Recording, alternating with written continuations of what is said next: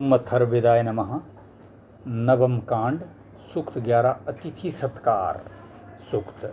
जो अभिष्ट कार्य को करने वाले द्वारपाल को बुलाते हैं वे वेद वचन को कहने के समान हैं। जब वह सुनता है मानो वह प्रतिश्राव करता है। जब अतिथि के लिए प्रारंभ और पश्चात में परोसने वाले हाथों में पात्र लेकर जाते हैं मानो वे यज्ञ के चमस और अर्धवर्यु हैं। इन अतिथियों में यज्ञ रहित कोई भी नहीं होते।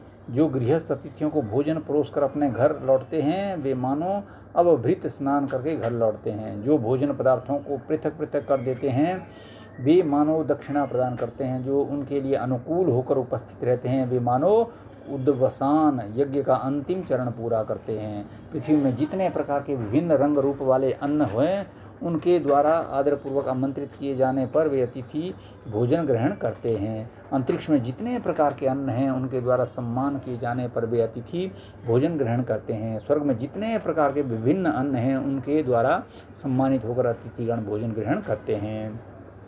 देवों में जितने प्रकार की विभिन्न गुणों से युक्त जो अनेक शक्तियां हैं उनके द्वारा सादर आमंत्रित किए जाने पर वे अतिथिगण भोजन ग्रहण करते हैं। सभी लोकों में जितने प्रकार के विभिन्न रंग रूप वाले पदार्थ हैं उनके लिए सादर आमंत्रित किए जाने पर वे भक्षण करते हैं। जो इस भूलोक में सादर आमंत्रित किए जाते हैं वे उसी भावना से परलोक में भी आमंत्रित किए जाते हैं। अतिथि को सादर आमंत्रित करने वाले सदगृहस्थ इस लोक में सुख सौभाग्य को प्राप्त करते हैं, परलोक में भी वही प्राप्त करते हैं। जो अतिथि सत्कार के व्रतों के ज्ञाता हैं वे तेजस्वी ज्योतिर्मय लोकों को प्राप्त करते हैं। सूक्त 12 गौ सूक्त। इस विश्वरूप गौ अथवा वृषभ के प्रजापति और परमेष्ठी दो सींग इंद्रदेव सिर, अग्नि ललाट और यम गले की घंटी हैं।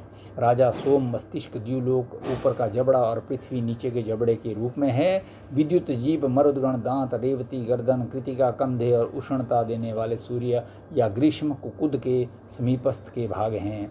समस्त संसार वायु अर्थात प्राण रूप स्वर्गलोक कृष्णद और विधरणी पृष्ठभाग हैं। शेन उसकी गोद, अंतरिक्ष उदर भाग, बृहस्पति कुकुद और बृहति कीकस भाग कोहनी के भाग हैं। देव शक्तियाँ पीठ के भाग हैं और उपसद इष्टियाँ पसलियाँ हैं। मित्र और वरुण देव दोनों कंधे, त्वष्टा और अरिमा देव बाहुभाग और महादेव भुजाएं हैं। इंद्र पत्नी इंद्रदेव की शक्ति कटिभाग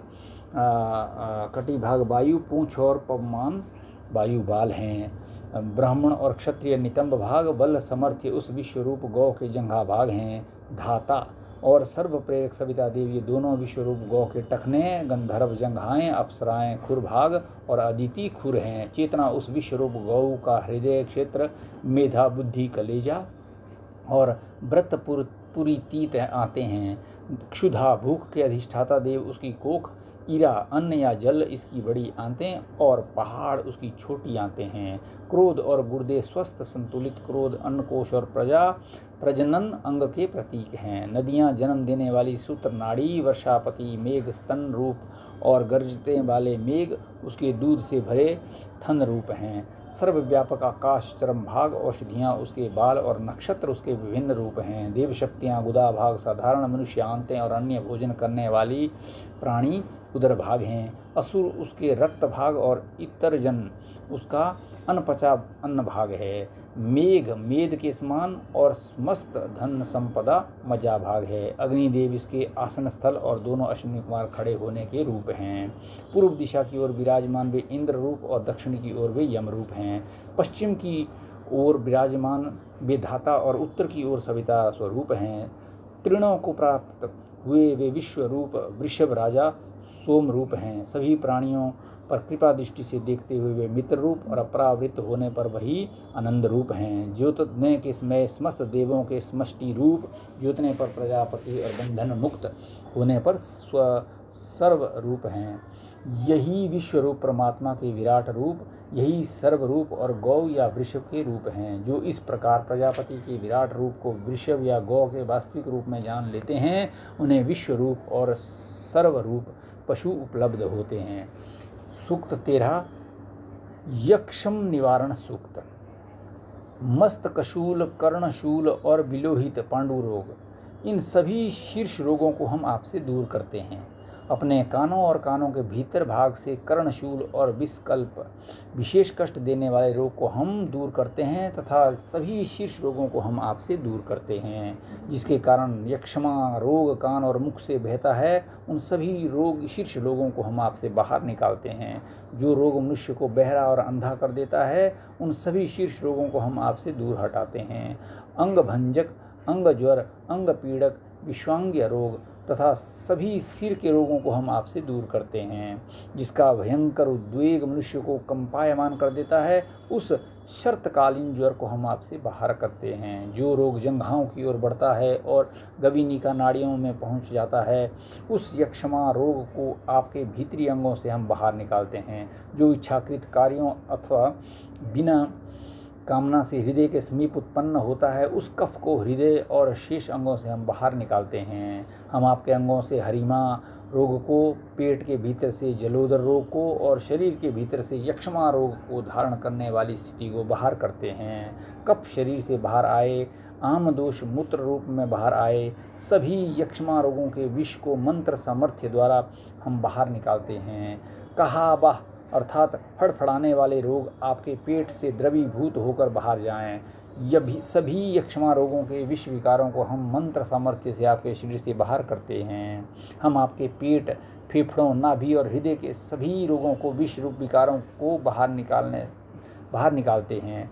जो सीमा भाग को पीड़ित करते हैं और सिर तक बढ़ते जाते हैं, वे रोग दूर होकर रोगी के लिए कष्टकारक न होते हुए शरीर के रंध्रों से द्रव रूप होकर बाहर निकलें।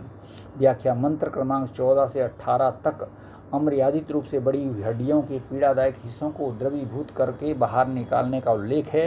ये विद्या बहुत उपयोगी हो सकती है, किंतु वर्तमान समय में ये शोध का विषय है। जो हृदय और हंसुली की कीकस नामक हड्डियाँ हृदय क्षेत्र में फैलती हैं, वे सभी वेदनाएं दोष रहित और कष्ट रहित होती हुई शरीर रंध्रों से द्रव रूप होकर बाहर निकलें। जो अस्थियां पसलियों में जाती और पीठ भाग तक फैलती हैं, वे रोग रहित और मारक न बनती हुई शारीरिक छिद्रों से द्रवीभूत होकर बाहर निकलें। जो अस्थियां तिरछी जाती हुई अपनी पसलियों में प्रवेश करती हैं, वे रोग रहित और अमारक होकर द्रवीभूत होकर बाहर निकल जाएं। गुदा भाग तक फैली हुई जो अस्थियां आंतों को अवरुद्ध करती हैं, वे भी बिना कष्ट किए रोग विहीन होकर शारीरिक छिद्रों से बाहर निकल जाएं। वे अस्थियां जो मध्य भाग से रक्तहीन करती हैं और जोड़ों में वेदना पैदा करती हैं, वे बिना कष्ट दिए रोग रहित होकर शारीरिक रंध्रों से बाहर निकलें। यक्षमा रोग को दूर करने वाली और अंगों पर मांस की वृद्धि करने वाली जो औषधियाँ आपके अंगों को आनंदित करती हैं, उनसे सभी यक्षमा रोगों के विष विकारों को हम आपसे दूर करते हैं। विसल्प, पीड़ा, विद्रव, सूजन, बातिकार, बाता रोग और अलजी, इन सभी रोगों के विष को हम आपके शरीर से मंत्र प्रयोग से दूर हटाते हैं।